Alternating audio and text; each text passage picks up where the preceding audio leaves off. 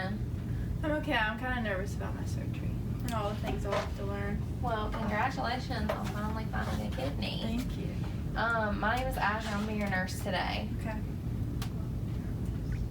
So I'm sure you must be feeling a lot of mixed emotions today going into such a big surgery, but we're going to try to help you out the best we can and make sure that you get the best possible outcome.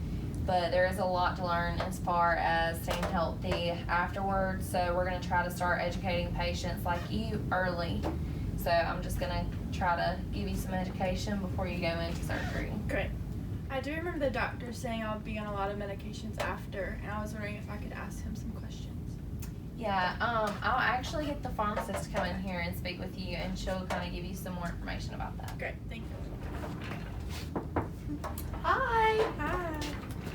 I'm the pharmacist. My name is Sarah, and I heard you had some questions about the medications you'll be on. Yeah, I just know I'll be on a lot, so I was just curious why I had to take so many and what they were for. Okay. Well, you'll be on several different ones, but that's normal, and that's just to prevent organ rejection. Okay. So these will work. They'll selectively suppress certain T lymphocyte cell lines in your body. And by doing so, they'll prevent involvement in the immune response. So your body won't reject them, they'll accept it.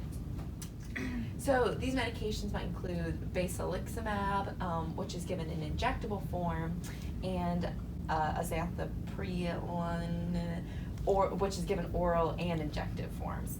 And they're used along with cyclosporin and corticosteroids in order to help with the whole process. And the corticosteroids are given in order to pre-medicate in order to prevent an allergic reaction to the other medicines. So just be aware that when you take these, they can cause some adverse effects, like hepatotoxicity, nephrotoxicity, hypertension, chest pains, fever, chills, tremors, headache, nausea, vomiting, dyspnea, palpitations, diabetes, skin cancer, and possible death.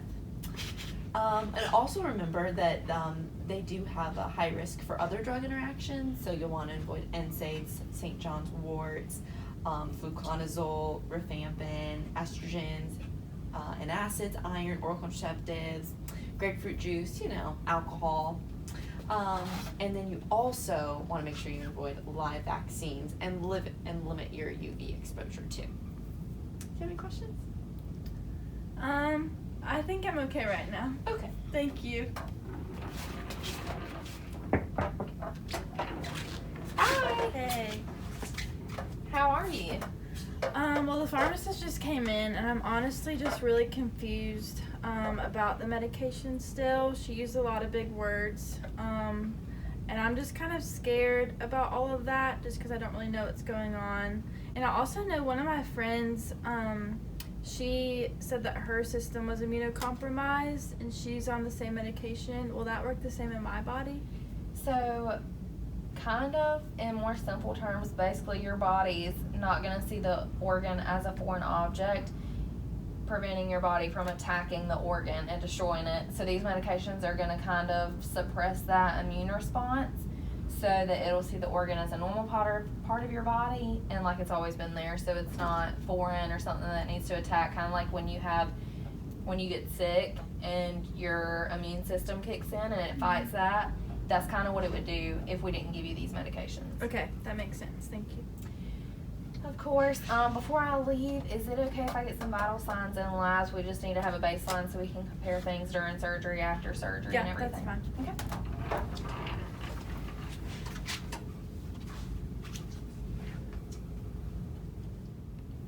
Okay. Okay, well now that I've taken all of your vital signs and I kind of have a baseline and I went ahead and inserted your IV, I've had your labs drawn, your CBC and everything. We got your pregnancy test. It came back negative, so you're good to go to surgery.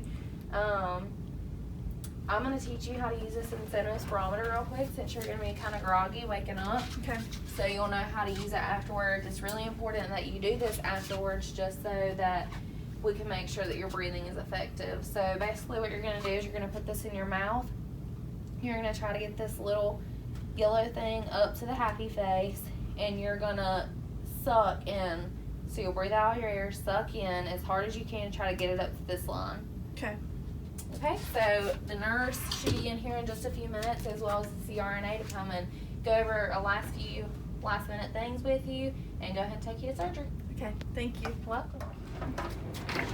Hi, Sydney. How are you doing? I'm doing okay. I've been updating a little bit of my family.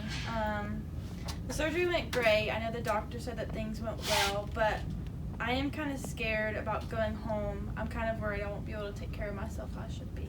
Yeah. Well, that is a very common fear, especially with transplant patients. But with you guys, we really try and keep you guys involved in your care in an effort to like empower you guys so that you guys feel confident in your ability to like take care of yourself. So up until discharge, we'll be like helping you, teaching you about medications, telling you the things that you need to keep an eye out for. And that way you'll be able to take charge with everything by the time you go home. Yeah, I guess I'm just scared that my body's going to reject the new kidney. And I kind of want to talk to my family about it. Do you know when they'll be able to come visit? Well, because of the medications that you're on, they suppress your immune system, so it makes it really hard for your body to protect yourself against different illnesses. So we have to restrict your visitors to make sure that you don't get anything until your organ is like better secure. You don't want to risk rejection.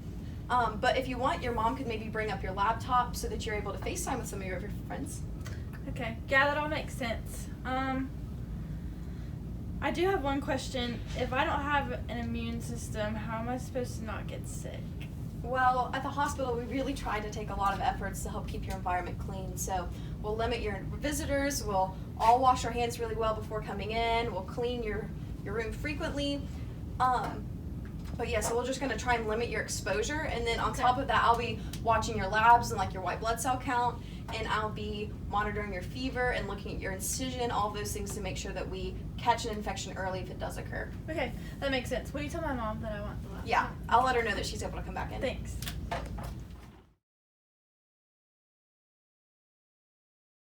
Hey, Sydney. Hi. You're looking so much better today. How are you feeling? I feel a lot better. I just still feel like there's so much I need to know before I go home. I know. Well, discharge is super close, so we're going to spend some time today educating you on some of the things that you'll need to know before you go home. Okay. And what will care look like after I'm discharged? Well, so there's been the transplant team that's been coming every day to check up on Yes, you and yeah. make sure that you're doing okay. So after you get discharged, they'll continue monitoring your progress to make sure that everything is still looking okay. And they've done a good job teaching you about like the signs and symptoms of rejection, right? Yes. Okay, so if you see any of those, you need to come right back and let your doctor know. Okay, and last question. When I go home, what will like diet and exercise and all of that look like post-transplant? Okay, so with your diet, we try to encourage patients to eat a low salt and high fiber diet. Okay. We want you guys to eat like reduced fat dairy products, fresh fruits and vegetables, lean meats, whole grains, and drink a lot of water. Okay. And then as far as working out goes, it's actually really interesting. I feel like if I had a transplant, I'd be a little worried about working out afterwards. But they actually say that so long as you don't lift like more than 10 pounds, exercise can be very beneficial in the healing process. Okay. So you're able Great. to like do as much as you feel you're capable of. Okay.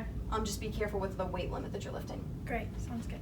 Yes. Well, I also wanted you to get some more education on your medications. So the pharmacist will actually be in just a minute to help educate you a little bit more. Great. Thank you. You're welcome. Hey, Sydney. Hey. Are you ready to go home? Yes, I'm very ready. I heard you wanted to know a little bit more about the medications before you left and Yes. everything, so I'm just going to do a quick little review of it. Okay. So it's really important to remember to adhere to the medication schedule. So cannot overemphasize that enough. Just make sure you take it every day at the same time. That's super important in order for you to have the best case outcome, as well as healthcare costs and stuff like that, so you don't end up back here. It's also been noted that medication non-adherence can be related to increased disease and death, so we don't want that. No. And once again, take it every day, same time, and don't double up on your doses, even if you feel like you might need to. Promise if you stick to the schedule, you'll be perfectly fine. Okay. So I do have a couple of questions. Can I take my like medications with meals? You can, yeah, Okay. and actually taking it with food will help decrease some GI upset that you might get. Okay, from and what medicine. if I did miss a dose? Like, what do I do then? Don't panic. Just take it as soon as you Okay. remember, unless it's really close to your next dose. In that case, probably call the provider. Okay. But otherwise, you're good to take it as soon as you remember. And also, last thing is make sure you keep all your follow-up appointments. That's really important in Okay. order that the doctor can keep up with you, and your levels can be drawn in order to test for your kidney and liver function as well. Great. Thank you. All right, you're welcome. Hi, Sydney. How are you doing? Doing well.